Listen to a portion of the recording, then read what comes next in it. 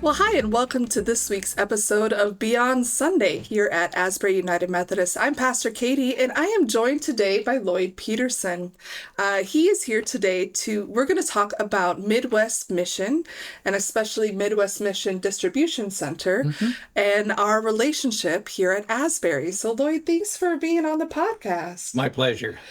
So when I asked who would be the right person to talk about Midwest Mission, your name was the first one that came up. Because I'm the oldest. That's the only reason. So Lloyd, tell us a little bit about what Midwest Mission is and kind of your involvement that's been with them.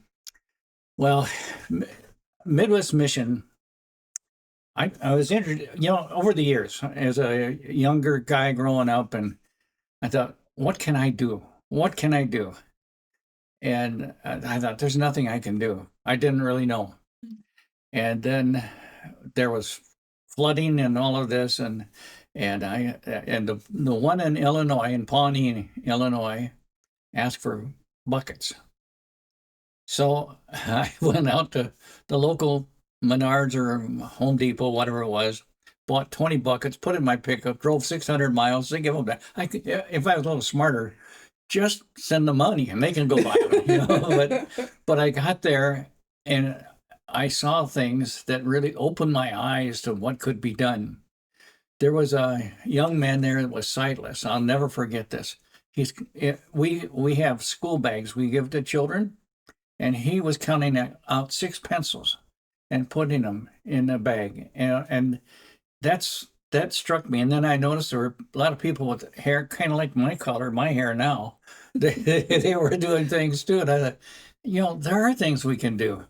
And so that's what got me interested in it. And then lo and behold, because I went out there and did that, I must have had my name on their list or something, because they asked me to serve on the board. And the one in, we call it Chatham at the time. Now it's called Pawnee, Illinois. And had a chance to, I always want to make sure money is spent well. We've seen too many things where people misspend it. And I'll guarantee you, nothing is everything, every penny is accounted for, and everything they say that we're doing, that's exactly what we're doing. And so I love somebody tells the truth, and I love to see it being done correctly. Yeah. I kind of got carried away here a little bit. I know I'm supposed to control myself, but I get a little excited when I think about it. So. No, that's okay. So how long ago, how long have you been kind of working with Midwest Mission? Well, it started 25 years ago. My shirt says that. Yeah. So I'm taking it as the truth. And and I suppose, probably 22, 23 years, something like that. All right. So you've been kind of since almost the beginning. Yeah, close to that. Yeah. To see all of that. And, I remember we had a nice big warehouse. Then we had another warehouse added on to it, just kept getting bigger and bigger. And we kept expanding. What can we be doing? What can we be doing? What can we do to help God's people that are in need? And, the first day you heard me, I said, I like to quote John Wesley, do all the good you can for all the people can, and all the ways you can as often as you can. And I saw this in action. And that's why I truly, truly, with all my heart, believe in Midwest Mission. Yeah, so Midwest Mission is doing a lot of practical work to help people. Absolutely. Yeah. I just wrote a letter on behalf of our mission committee to the Beersford Fire Department. They gave us all those fire pieces, the pants and the coats and stuff. And I told them a story, which I think is true. So I had to tell them I did not witness it. But I heard that we had a couple of items before, and they were given to people in Honduras, I think it was. And these people have been fighting fires with sandals and T-shirt, and that's what they had for their equipment. They had nothing. And I think, if I heard it correctly, now I understand this is secondhand, but I think I heard one of their fire people got killed in the fire. And so when they got this stuff, they cried. Well, I'm looking at what Beersford just did, and this is going to, there's a large shipment, and we took it all down a week ago, 1 week ago. We took it all down to Jefferson, Iowa, which is now a branch of our other one out of Illinois. And so we know that it's going to get to people that are in dire need, that really need it. And it's exciting to see that. And So part of that is we had someone in our church on the mission team that was going around to local fire departments Yeah, saying, if you have old fire equipment and like jackets and coats and pants that because they need to replace those every so often. yes, That's they do. and so Beersford took them up on it and said, we have a bunch. And for a few days at least, they were all sitting in our entryway That's here at the right. church before the mission trip left. And I would guess maybe what, 15, 20. Oh, at least. At least. Yeah. So that's a huge impact. So Midwest Mission's really doing that work of connecting people and equipment to those who are in need, not just in the Midwest, Right. but around the world. Around the world. Absolutely. Yeah, that's, we don't need to, I mean, yes, we absolutely need to help people here. Absolutely 100%. And we do that. Mhm. But there's other people too. How about these other folks? What can they use? One of the things that we were working with down there just this last week, when the 9 of us were there, we were sorting school supplies, and and we take old school supplies. Half a crayon. Why have a crayon if you have none and you get a half? I'm as rich as all get out. Yeah. And so that, we were doing that kind of thing, and it gets the people that need it, and Right. that's what's so important. Yeah, we just got to think of beyond ourselves at times. Yeah. So I'm getting a little fired up. I'm been told to control myself. Well, I love it when people get fired up because it means they're passionate about it. It Yeah. means that it's something that has really captured their heart. So, tell me, how does Midwest Mission and UMCOR, how do they connect together? So Okay. UMCOR is our United Methodist Committee on Relief. Right. Yep. That was down in Louisiana, where the main building was, and we had flooding up here up north. And all our missions, the flood supplies were down there. Well, now we got to wait for it to come all the way back up, and that's it takes a long time. And the Illinois conference suggested, why don't we have one up here so we can get to other places faster? And so that became what was the starter down there, and then they moved it up here. It was going to be there and there, out there in Illinois, but also I think 6 or 7 other places started collecting stuff too, and then they would try to get it dispensed to the people that need it. But the two big ones were the one was the one down in Louisiana. The other one, of course, is out here in Illinois. Now the one in Iowa is getting to be really big. Yeah. So again, it's kind of working together to get things to the people as quick as possible. Absolutely. Yeah. Absolutely. And of course, what's fun is on our last trip down to Iowa, we had 5 people who'd never been there before.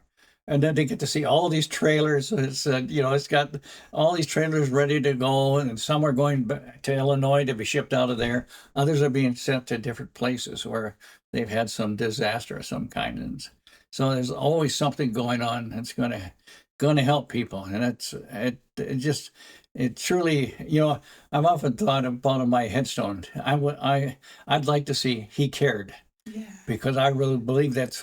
I'm an old teacher, I'm an old coach, and we need to care for our brothers and sisters. They're all our brothers and sisters.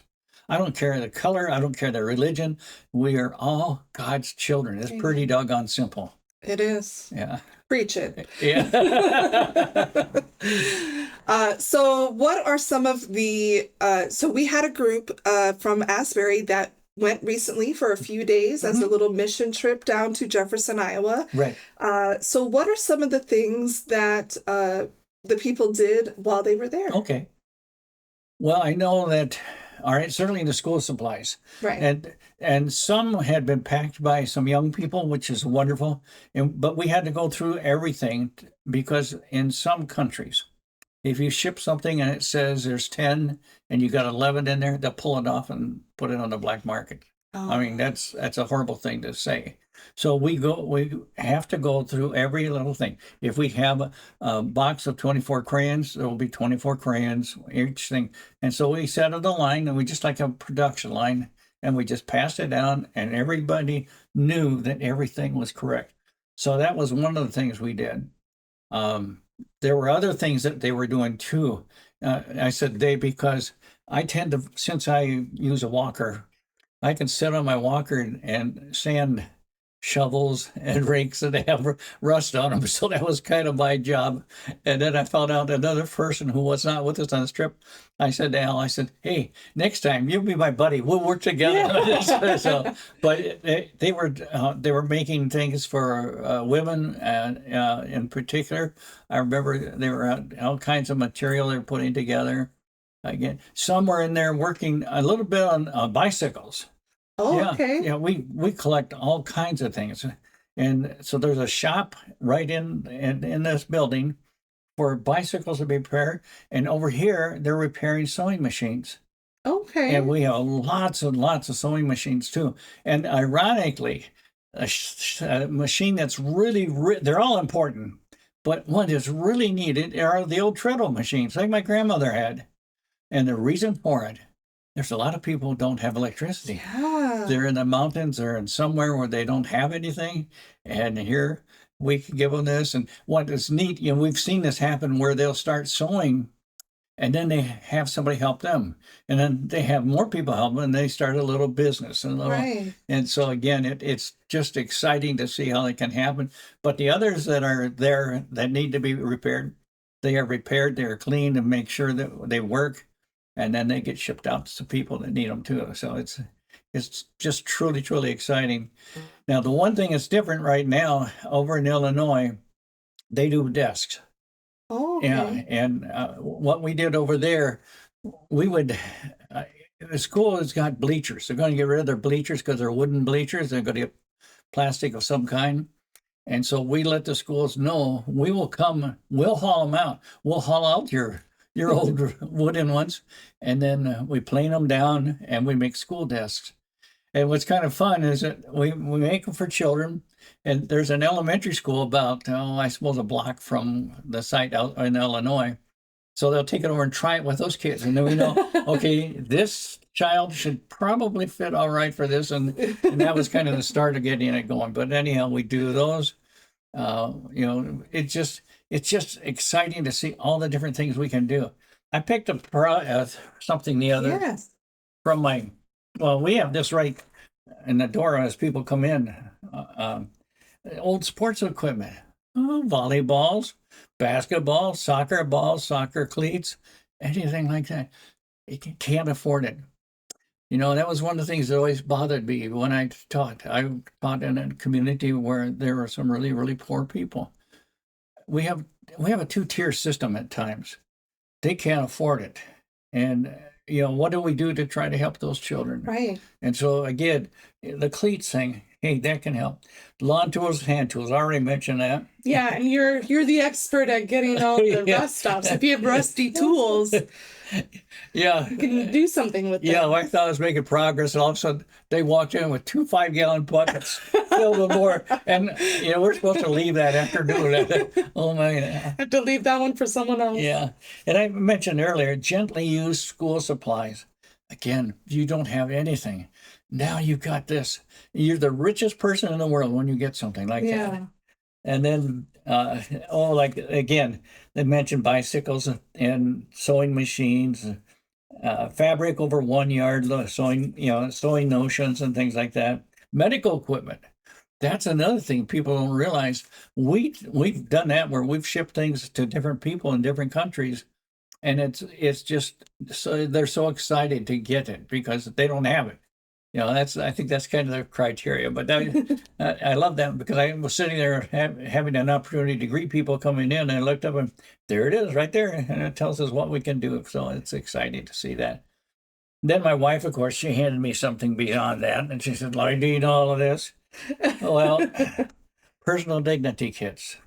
Absolutely essential. So we were collecting those in July. Yeah, right? yeah. Yes. And we remember the rice packing. We packed rice, and again, they don't have it They need it, it's just and Renee told me don't use your hands all the time. Oh, you're fine. Okay. The rice packing event, I think, is September 20th is when that's scheduled here. So you'll want to be a part of that as well. Absolutely. We want everybody to come in and work. Well, Yeah. that's one thing you'll find.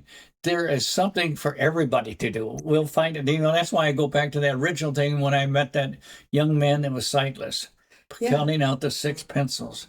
And I thought that was eye-opening for me, that all of us, we can do something. Right. So if you can't stand the whole time, sit. If you can, yeah. Right. Yeah. And we don't have a whip that cracks you, make you work harder. We have to have time to laugh and enjoy. Yeah. And then, we are in a student kit. We talked about the bags with all the equipment in it. Yep. And we're doing that this month. Yep. And then the feminine hygiene pack. That was one of the things that we were working on down in Iowa. And birthing kits, home care kit, layette kit for a little baby. Babies. Yeah. Yep. Bed pack, tornado kit. I mean, this is just what's exciting. We've expanded from that little place, actually in Illinois, and just kept expanding. And here we are doing more things. I kept thinking, what more can we be doing? And to see it actually work, going in, people. Okay, the school here next to us, they gave us 7 plastic containers filled with school supplies. And so we sat there, we sorted them out, and again, it's going to somebody who has nothing. It has nothing, and they've got something now, and they're rich. Yeah. They are rich. Well, and then we're not being wasteful either. No. We're being, that's a much better steward of supplies than just going in the garbage. Or, yeah. Yeah. I have two little calculators in my drawer. They were thrown away when I was teaching in high school. And so I went through the garbage. Oh, I'll take that one. So, yeah, we do that. And our culture especially can be very wasteful. Yeah, and so I love any time that we can sort of reuse, repurpose, find a use for, I think that's a great thing to be able to do. Yeah, it is. And so that's why when I talk about being excited about, I just know we're doing the right thing, and it's, I think everybody, I can tell you if you talk to the 9 people that were down there now this last trip, ask them about it. Anybody wants to go up, ask them, and they will tell you what they felt. And I think they're just as excited as I am. Yeah. Well, I hope so. So how did the connection between Midwest Mission and Asbury, and what is that connection, and how did that get started? That's a great question. Yeah. Okay, the Dakotas, they had supported something else before years ago, and it was really good. I mean, but this kind of faded out, and here we needed. So we're on the border in Minnesota and South Dakota and North Dakota, and so we started getting representatives coming out of the Dakotas on our board in Illinois, but there wasn't a big push because they were busy kind of doing some other stuff too, and so that started. We thought, okay, the Dakotas need this, and so this was kind of like, hey, what can we do? Well, we have to have a center. Well, where are we going to have a center? Well, hey, people go to Sioux Falls quite often. Right. Medical people, come here for medical treatment and stuff. Let's do it here in Asbury.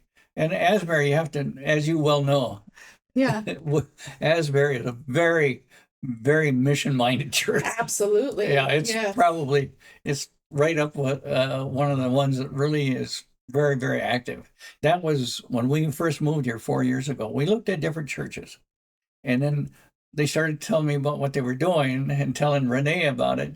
And we just lit up because this is where we belong.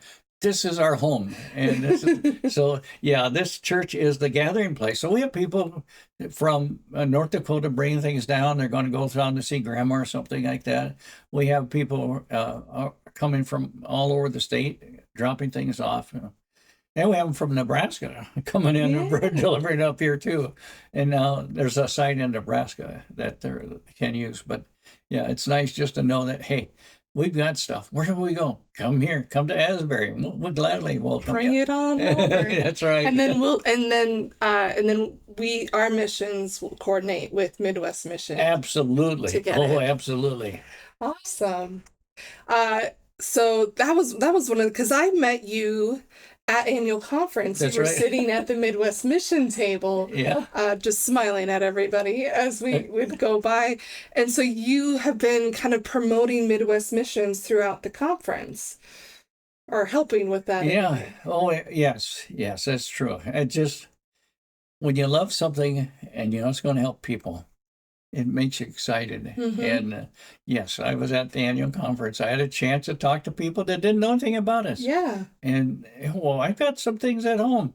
I got some old rusty shovels. Can I bring them?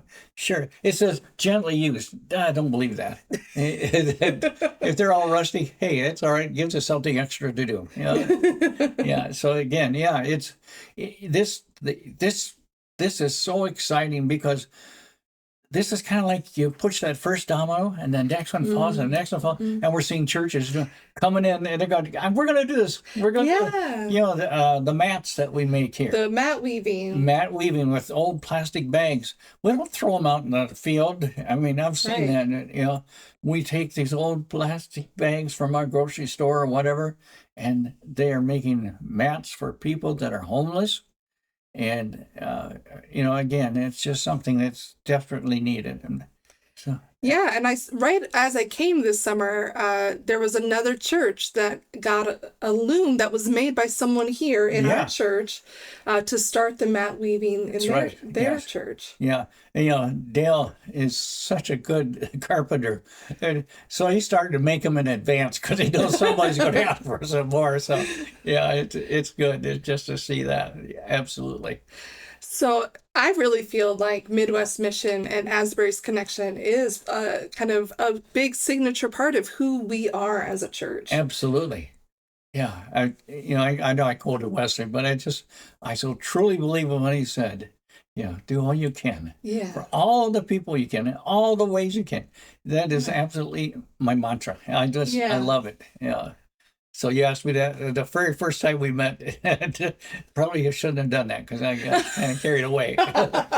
No, I love it. Actually, I used to have that quote as a sticker on my water bottle, so I carry it with me everywhere I went. It's one of my favorites as well. So throughout the year at Asbury, we do every month there's a different mission project focus that. So we did personal dignity kits in July. Right now we're focused on the school kits, which are those bags that we had hanging on the pew on Sundays, but you can also come pick one up and you buy school supplies for it. Absolutely. And then next month is the big rice packing. Rice packing, yeah. So, and our farmers market, that is that table that has all of the produce, all of the free will offering is going, I believe, to that rice packing. Yeah, I think that's correct. So there's lots of ways to get involved. Absolutely. Absolutely. Yes. So if you sit back and say, well, I can't do anything, you need to rethink because we have places for you. We will have, you can do something. We'll make sure of it. Lloyd will find a way. Right. You know, I was, when I was a seminary student, I worked one summer, I interned in Peoria, Illinois. And one of the things that I got to kind of see and be involved in is that church had a summer soccer program in the local neighborhood in the park. And they ran a full soccer program. And there was a lady in her 90s who when it first started, would go out and make treats for kids and be there. And then she got to a point where she couldn't, she wasn't mobile enough to get out anymore, but she loved that ministry. And so then she said, why don't you give me all the soccer socks and I will wash them throughout the week? Because she just kept saying, just because I can't do that doesn't mean I can't do something. I've got breath in my lungs, which means I've got ability. So I always carry that story with me as far as if God's keeping us around, he's keeping us around for a reason. And that woman who said, okay, you know, that isn't my the thing I can do anymore, but I can do something. And she came up with a way That's to beautiful. support it, you know? You better believe I'm going to quote it. I hope you do. I hope you do. But that's what it made me think of is, there's a way for all of us to do something. Yeah. Yep. Yeah. It just, even if it's just a smile, and so people know that there's people that care about them. Yeah. It's a simpler way, but all of it can lead to other things that can be really, really helpful. So, yeah, I'm delighted to be a part of this conversation because you gave me a bully pulpit, as Teddy Roosevelt said. Well, it's one of the reasons that I was excited to come to Asbury. I have a real heart for doing all the good you can, and I think a church is only a church when we are focused not just on who's in the church, but moving out into the community. I mean, part of the United Methodist mission statement is to make disciples of Jesus Christ for the transformation of the world. And I think Midwest Mission is doing that work, right? It is giving disciples an opportunity to transform people's lives. And so to me, that's being the church. It is. It is. Which goes really well with the sermon series we're doing right now. But Lloyd, it's been such a pleasure to visit with you. I hope that you'll come back and be on the podcast as we do more with Midwest Mission. All right, thank you. Share more of your insight. And if you would like to learn more about it, I think he would be happy to talk with you. And I hope that as they look to more mission trips in the future, that if you haven't had a chance to go, that you are the first to sign up, because I think it is a worthwhile experience. Yeah, it's really expensive. I got to be honest and say it. It costs you $15 a night to stay in the church, and we have nice beds, So, if you think it's roughing it with a tent or something, no, I'm not ready to tent anymore. Well, no, and so it is. The church is built. It says Midwest Mission Room 1, Midwest Mission, and their church. They built that in their church for us, and the bedrooms are perfect. I mean. So $15. It used to be $10, but they didn't have showers. We have showers now, so it's up to a big $15 a night. You can't even go to McDonald's hardly for $15 anymore. So. Boy, that's true for me. But thank you so much for joining me. I really appreciate it. And we'll hope to see you next time. And hopefully you got to learn a little bit more about how to live a Christian life beyond Sunday.